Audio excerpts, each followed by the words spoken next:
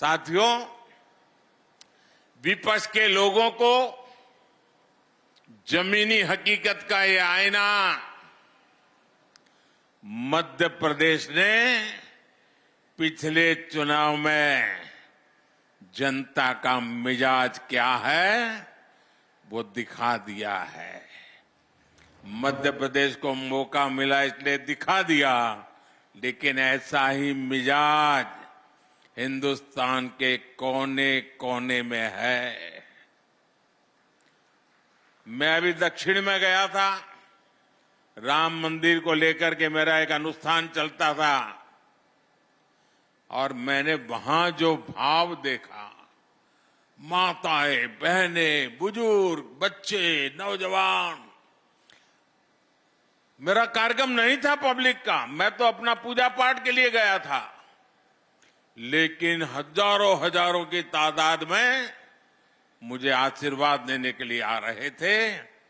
मैंने देश की ताकत को, देश के आशीर्वाद की ताकत को, माताओं बहनों के आशीर्वाद की ताकत को अनुभव किया है। मैं कल्पना नहीं कर सकता हूं कि आपके इस सेवक को आप इतना प्यार करते हैं, इतना आशीर्वाद देते हैं। शायद कितने जन्मों का पुण्य होगा, तब जाकर के मुझे आपके आशीर्वाद प्राप्त करने का अवसर आता है। मेरे प्यारे जनजातीय समाज के भाइयों बहनों, 23 में कांग्रेस की छुट्टी हुई थी विधानसभा चुनाव में, 24 में पूरा सफाया होना तय है।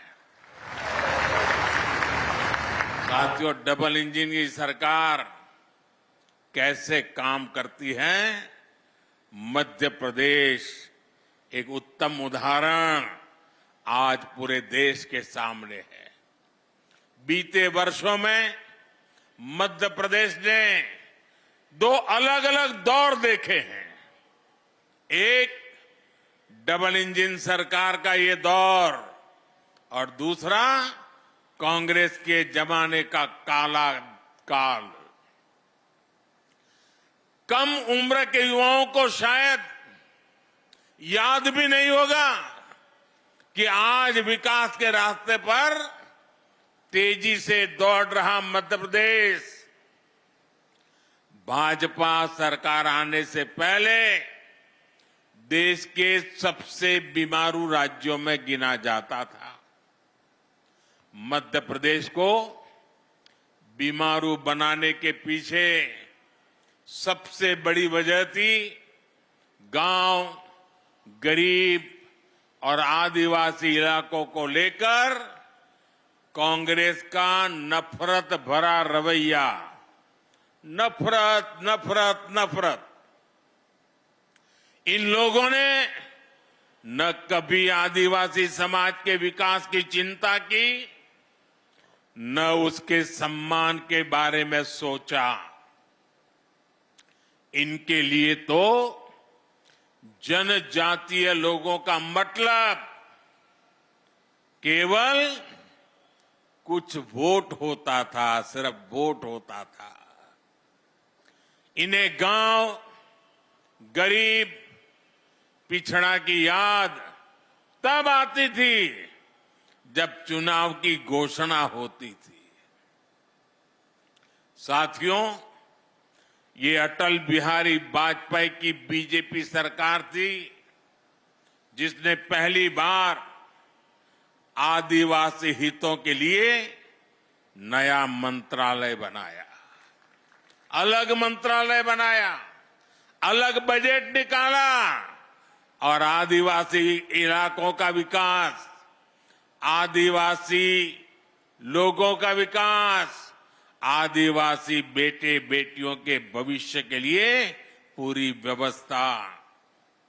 ये हमारी बीजेपी की सरकार है जिसने वन उपज पर एमएसपी में रिकॉर्ड वृद्धि की।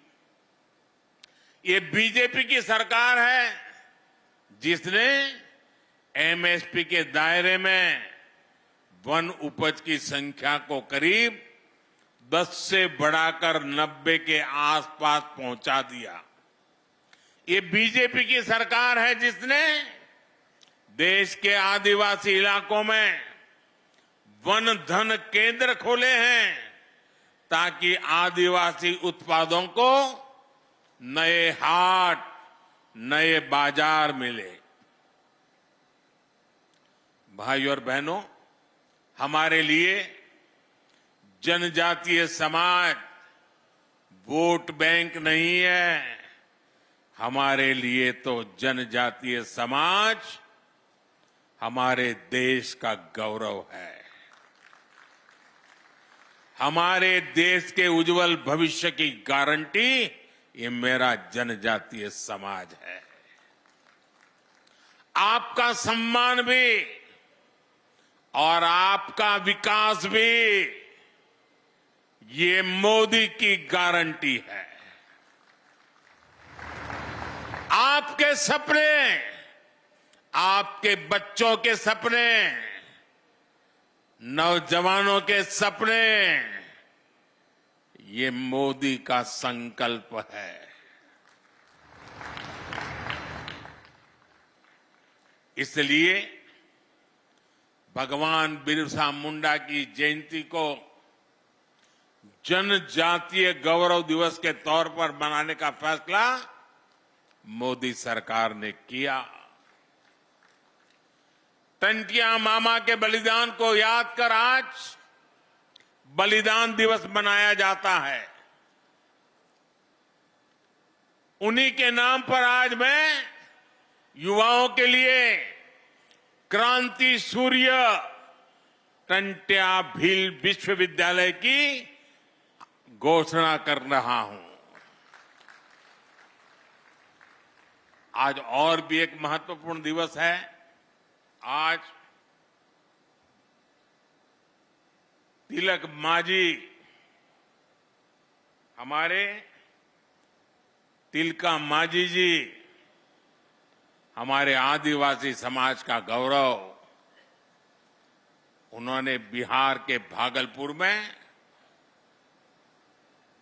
अंग्रेज 1784 में 1784 में यानी 1857 से भी पहले हमारे तिलक मांझी जी ने भागलपुर के कमीशन किलिंगलैंड को तीर मार करके मार दिया था अंग्रेज को। आज ऐसे वीर पुरुष की जन्म जयंती भी है जब मेरा आदिवासी समाज मेरे सामने बैठा है।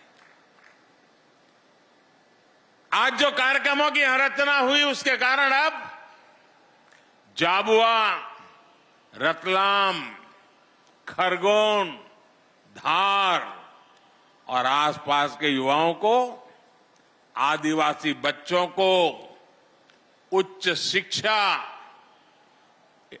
के लिए न गुजरात जाना पड़ेगा, न इंदौर, उज्जैन के चक्कर काटने पड़ेंगे। साथियों, गुजरात में मैंने देखा था कि आदिवासी पट्टों में स्कूलों की कमी के कारण बच्चों को स्कूल जाने के लिए कई किलोमीटर चलना पड़ता था। मैं मुख्यमंत्री बना तो इन पट्टों में मैंने स्कूल खुलवाए। मैं आपके बाजू में, यानी पता ही नहीं चलता कि मध्य प्रदेश है कि गुजरात है, यहां के गांव-गांव जाता था, भिक्षा मांगता था और घर घर जाके कहता था कि मुझे भिक्षा में वादा दो, वचन दो कि आप अपनी बेटी को पढ़ाओगे। मैं मुख्यमंत्री था, 13, 14, 15 जून 40-45 डिग्री तापमान रहता था, चारों तरफ गर्म हवाएं चलती थी। तब मैं झाबुआ के बगल में दाहोद के जंगलों में छोटे छोटे गांवों में जाकर के बेटियों को उंगली पकड़ करके स्कूल ले जाने का काम करता था। अब आदिवासी बच्चों के लिए मैं देश भर में एकलव्य आवासीय स्कूल खुलवा रहा हूं, रेसिडेंशियल स्कूल। कांग्रेस ने इतने वर्षों में, इतने साल उनको काम करने का अवसर मिला था, सिर्फ 100 एकलव्य स्कूल खोले थे, वो भी वहां जहां उनके बड़े बड़े बाबू बैठे थे। जबकि भाजपा की सरकार ने अपने 10 साल में ही इससे 4 गुना ज्यादा एकलव्य स्कूल खोल दिए हैं। एक भी आदिवासी बच्चा शिक्षा के अभाव में पीछे रह जाए, ये मोदी को मंजूर नहीं है।